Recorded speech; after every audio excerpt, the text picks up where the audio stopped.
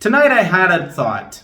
I had an idea of a future where a kid watched this movie and at some point of time asked, I wonder what it was like to see it when it came out. Like, did people go see it in theaters? What was it like? Like some film enthusiast kid who really wants to get in on this. And I hope in that moment someone is there to answer him, yeah, kid, I was there. And tells the story of how it went down. Because I'm telling you, that kid is gonna have a ride with that story.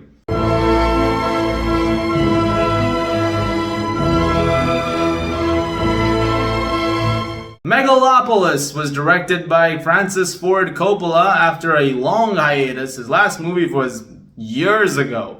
And he's been having this one in his mind for almost 30 years now. He's wanted to make this movie for so long, and finally he's getting a chance to showcase this vision that he's had for as long as he has on the big screen starting this weekend.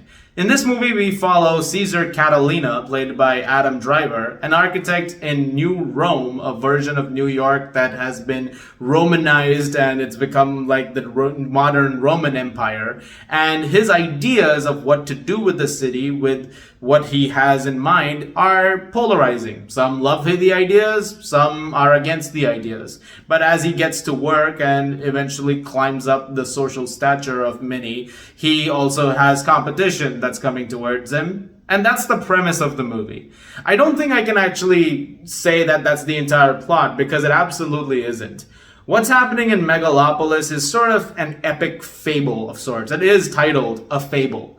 And it very much is that. There are so many things going on with characters over here in terms of subplots and other things that I genuinely feel like what has been made over here is the result of someone who has been thinking about making this for almost 30 years.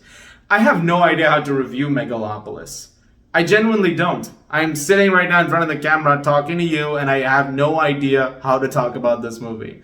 But I have to say right out the gate that it is an experience that I will probably not forget for a long time. I walked into the theater tonight having no idea what to expect. We were told about something regarding a live performer during the movie, which is something I'll get to in a second.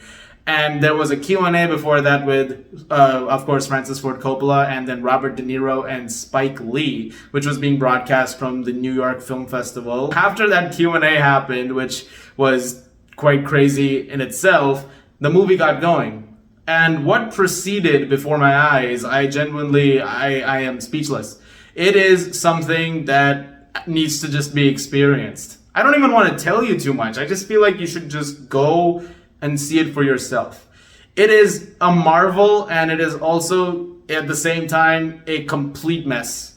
There is just no way to find a middle ground over here when it comes to Megalopolis. But despite all the pros and the cons, all of them swatting against each other at the same time, the one thing that you cannot deny about this movie is that he loved making this. There is so much passion in every frame of Megalopolis. He has been wanting to make this, like I said, for a long time, and you can tell that when he got the chance to do it and spend $125 million of his own money making it, by the way, he made sure to make every cent count. And what you get at the end of the day is a visually dazzling experience and a very unique movie. I can't say I've ever seen a movie like Megalopolis before. Like I said, the premise is just what it is, but what proceeds after that, it's genuinely remarkable, and the imaginative stuff that is done with the world building around these characters is quite phenomenal. I actually wish we got a little more time with some stuff. Like, there's this one specific area which they enter at a point which has like statues that live. And we don't spend a lot of time here, and I wish there was a little more insight into that, how that works. Because it was genuinely bizarre to see that there is so much going on here when it comes to realism and fantasy sort of colliding against each other. And it is, again, genuinely remarkable that this movie was able to get made in the way that it is. Regardless of what you end up thinking about the movie, whether or not you like the movie, whether you dislike the movie, that's completely irrelevant over here. You just have to see the vision for what it is. It also leads to some bizarre performances, each one more cuckoo than the last one. I mean, Adam Driver is absolutely insane over here, especially in a few sequences where he's definitely on stuff, that character, and there's a point in the movie, like at least there's a 10-minute stretch where I was like, I don't know what the hell is happening. I have no idea. Am I tripping? Is the movie tripping? Was everybody on set tripping? Or is this performance? I don't know. Is the editor tripping? I have no idea what to say about that. But he did a really good job. He definitely, fit the mold of the movie that Coppola crafted. Same thing with Aubrey Plaza. Very bizarre performance from her, and she's having a grand time with it. Absolutely commits to the bit that she has. And same with Shia LaBeouf. I don't know what these guys were handed in terms of director's notes, but whatever it was, it worked perfectly.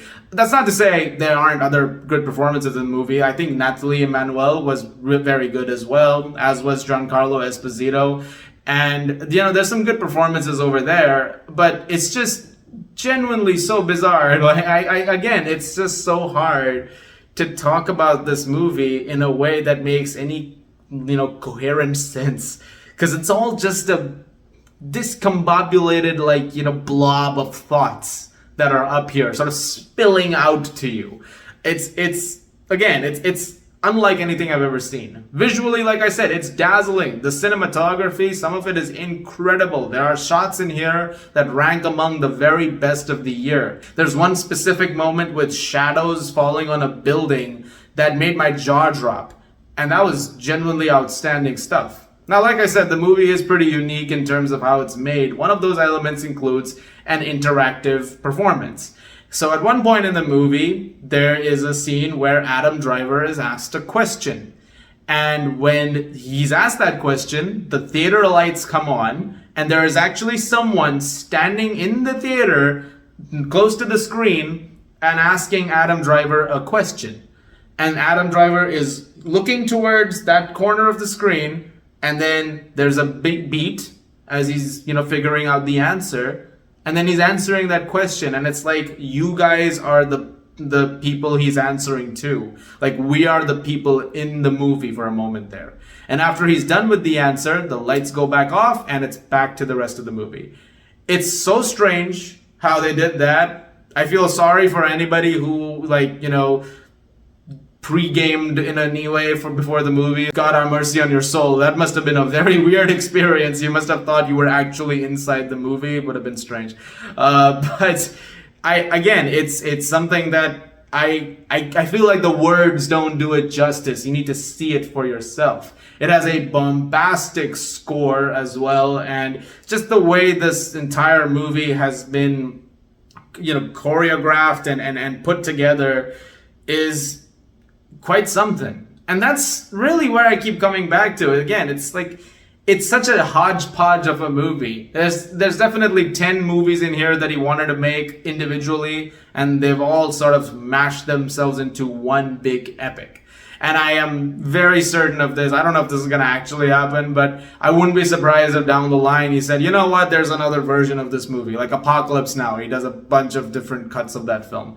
I wouldn't be surprised about it, because there definitely feels like there are things in here where I'm certain there were extra bits filmed that he can add back in and he can do some stuff with. But just the concepts and the things that the movie is dealing with are so fascinating, and yet they're so messy at the same time. I don't even know what to rate this movie. I wish I had a rating for you, and I don't. So don't take this as much of a review at a point. Just take this as a recommendation or as a suggestion. Please go see this in theaters. I don't think he cares how much money this makes, personally. I think he just wanted to get this out there.